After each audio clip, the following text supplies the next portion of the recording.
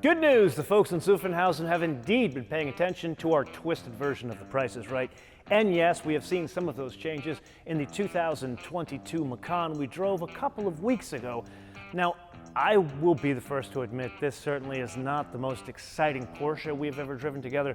Hell, it ain't the most exciting Cayenne we've ever driven together, but this, the e-hybrid, now contains a change that we have been asking for a very long time, a larger battery. It moves from a 14.1 kilowatt hour battery to a 17.9 kilowatt hour battery.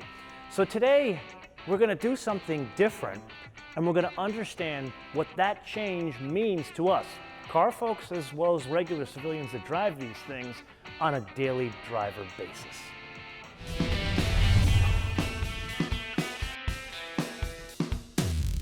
So if you and I are indeed going to do something different today, we should probably do it in a different place. So with that, welcome to Lanada Bay, which is an incredibly lovely hamlet on the backside, really south side of Palos Verdes, which is contained within the greater Los Angeles area.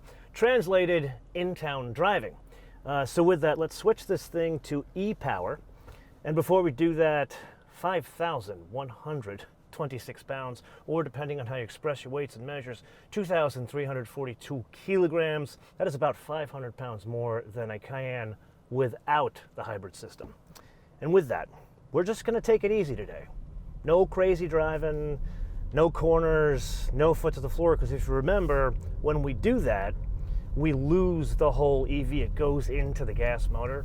So the point here is to stay in EV mode as much as possible, which brings us to the first bit of recap from previous Cayenne episodes. It can be fitted with steel springs or it can be fitted with air ride. This one is fitted with the optional air ride. But something to point out, a couple of things are fitted as standard now to Cayennes. This is probably after you and I have bitched and moaned a lot through our really demented version of The Price is Right. And that would be things like the 4D chassis control, PASM, and now Sport Chrono is fitted as standard to the e-hybrids.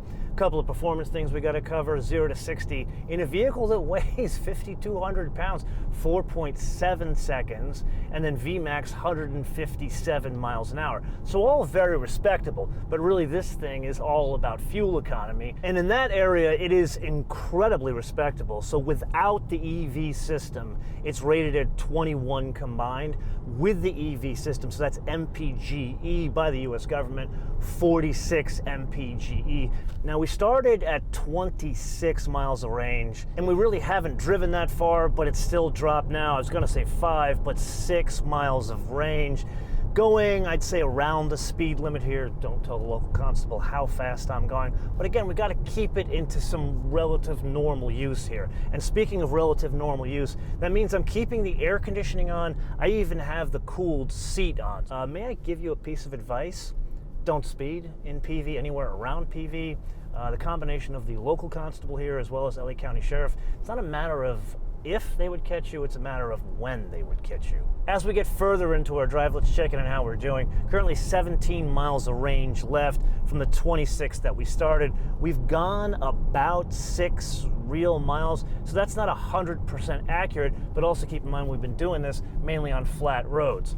As we get into this one area, this is the earthquake zone of PV. You and I used to use this stretch of road as our ride quality test. You can see not exactly the best quality of road. Also, there's some elevation, so maybe we're gonna burn off some of the EV range as we go up and down here. Now, I am using the brakes, kind of putting some energy back into the battery here. I have used this thing now for a couple of days, and I haven't burned but a quarter of a tank, and I've mainly been charging this thing at the hangar or using the e-charge section. Remember, this is a system where it doesn't automatically charge when it's out of battery. What it does is basically goes into a hybrid mode. You have to tell it to go into e-charge to recharge the battery. I think that's kind of odd. I don't know exactly why Porsche does that, but still like to have the option to be able to do that. Yes, it is indeed that time again to play your favorite game on the options game with today's contestant, a somewhat sparsely equipped Porsche. This one, the 2022 Porsche Cayenne e-hybrid for a base price of $81,800. Then we have to add the color. Now this is my least favorite color on a Cayenne, and B, it is the worst color to shoot. It is definitely the camera's least favorite because it doesn't do anything for the car on camera, and it doesn't do anything for the Cayenne as well as its shape.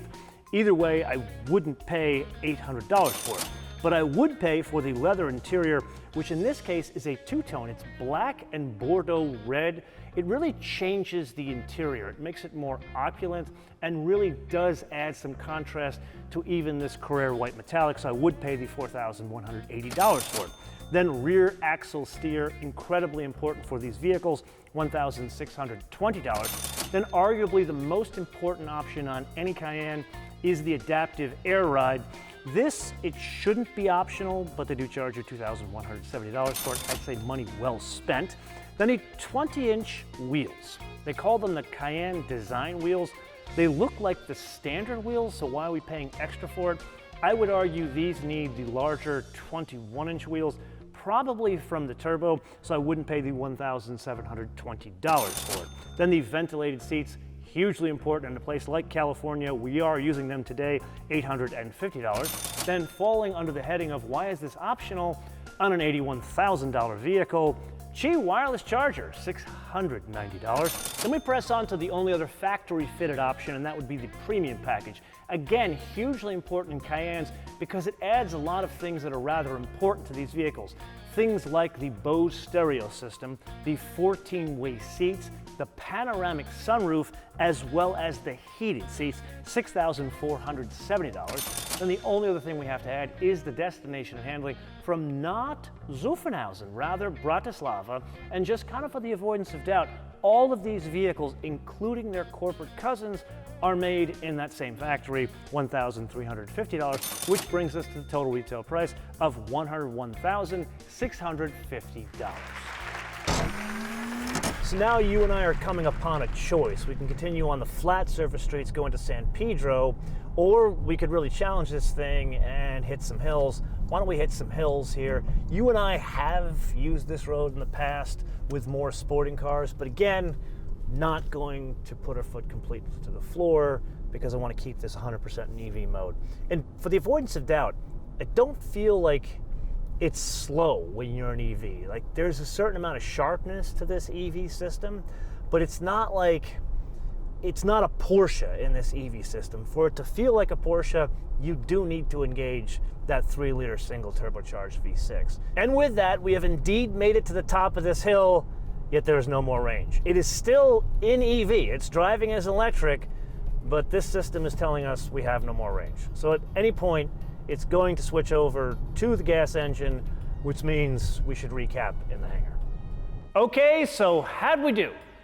15 miles of pure EV driving. I will admit, I am somewhat disappointed.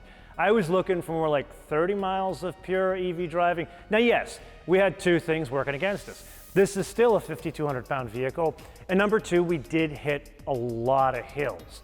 But what I was looking for when I was asking for a bigger battery was for this to be a dual-purpose vehicle, to be able to use it as a long-distance machine in gas mode, going from like LA to San Francisco, New York to DC, and then around town to be able to drive it in pure EV driving mode, and really looking for like 50 miles of range there. And that brings us to the wish list, which really, it doesn't change.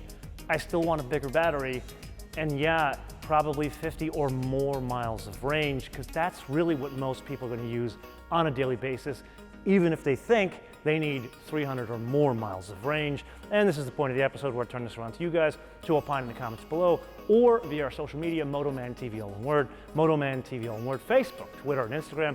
And with that, I would once again humbly request your help with the algorithm. What does that mean? Yes, subscribe, notifications, and of course, hitting the like button, but most importantly, sharing these episodes with all of your friends on your socials, especially on Reddit. Until I see you in the next episode, bis später.